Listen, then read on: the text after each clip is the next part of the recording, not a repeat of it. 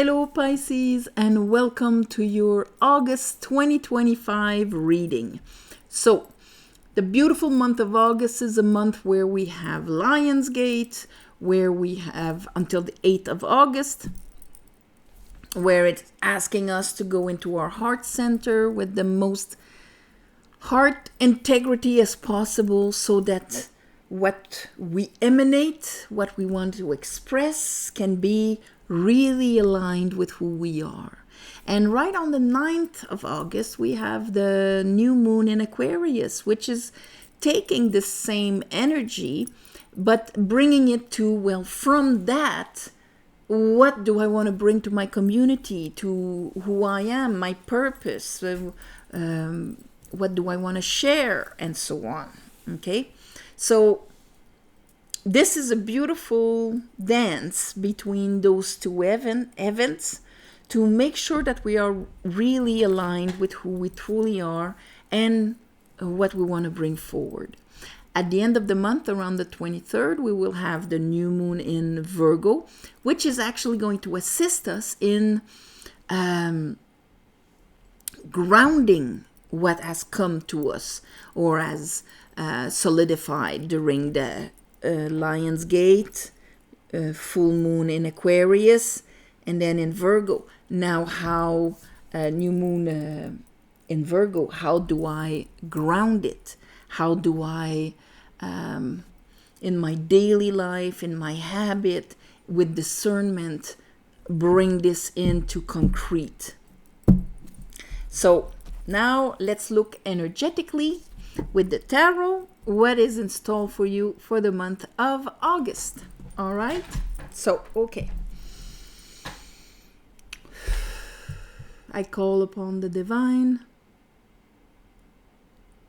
I call upon the light. I call upon the Holy Spirit. I call upon my guides. Help me to give a reading to Pisces for the month of August, for their better path, for their light, for their healing, for their blooming, and so.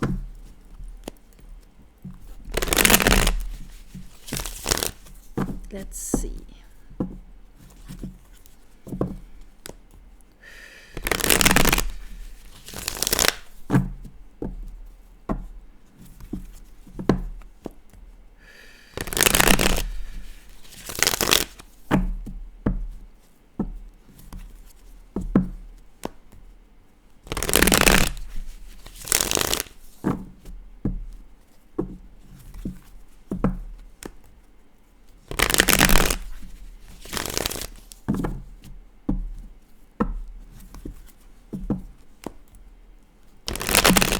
All right. Okay. So, Pisces, give me 3 cards. Ooh, for Pisces. Okay. So, we have the Knight of Cups. But here we have, okay, a bunch of cards, but the 2 cards that were showing their faces were the Devil and the Knight of Wands. So, Knight of Wands is in reverse, Devil upright, 8 of Wands in reverse. So we can see that the Wands, the fire, and we are in Leo season, fire. The fire is in reverse, so that means that here there's a little hiccup that probably is going to come to your consciousness this month. We know we have Saturn that's going to go back into Pisces, I think.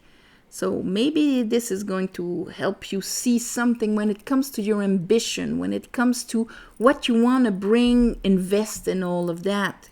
Capricorn, Saturn, something about, often there's a karmic understanding that has to do with Saturn. Are you falling for this? Yeah, too bad for you, kind of thing, Something that when it comes to bringing your heart or receiving a heart, or just, following what you want to create or what you want to because the Knight of Cups is like, this is my vibration, this is who I am bringing it, sharing it, and there you go. It is my potential, it is my intuition, it is my emotions, it is my creativity, and so on. Okay? And him, he would be, and that's my passion in the here and now. But like this, he's more like, I'm giving in short pulses of energy, but it stops. So it's not stable. It's not really grounded here, but there it's really not grounded. So I have a hard time having the energy to continue. Seems to have all sorts of obstacles one after the other. I'm not, because fire is, it's energy. And energy needs to circulate.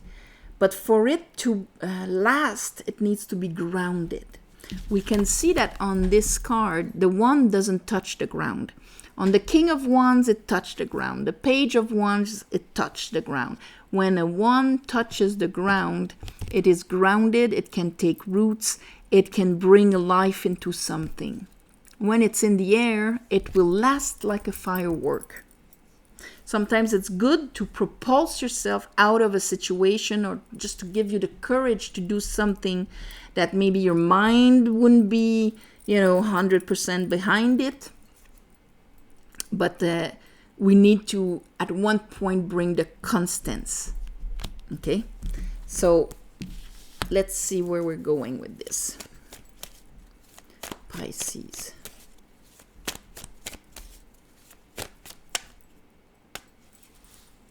Okay, so we have the Magician and we have the Two of Cups in reverse.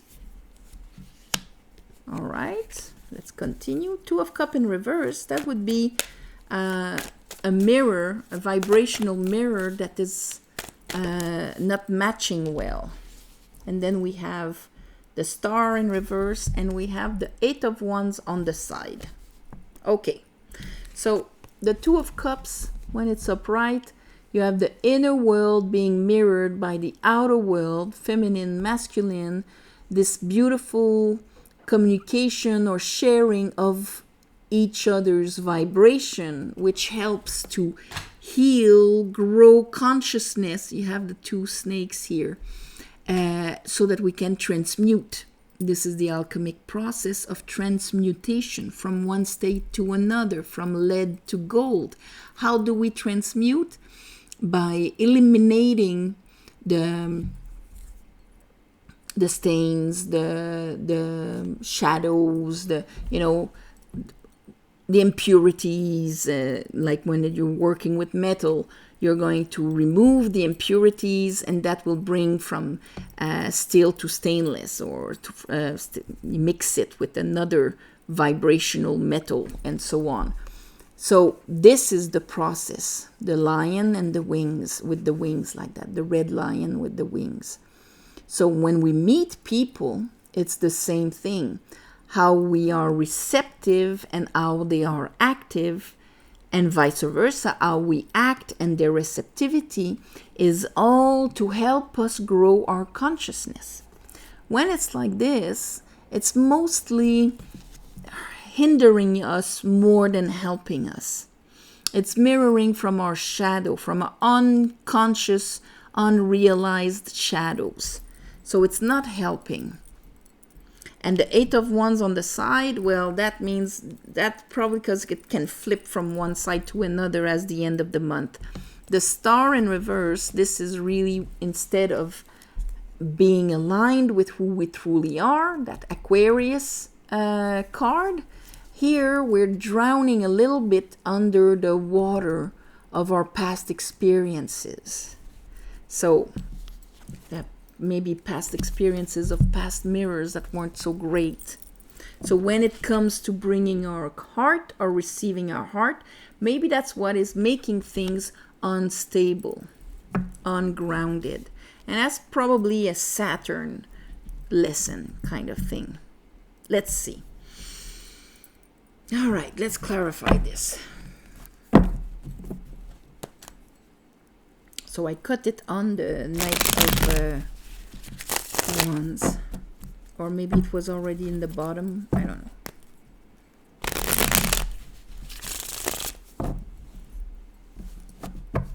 Okay, let's see.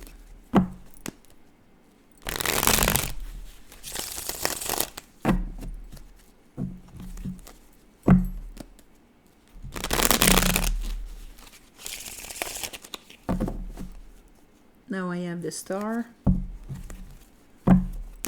One more time. Whoops.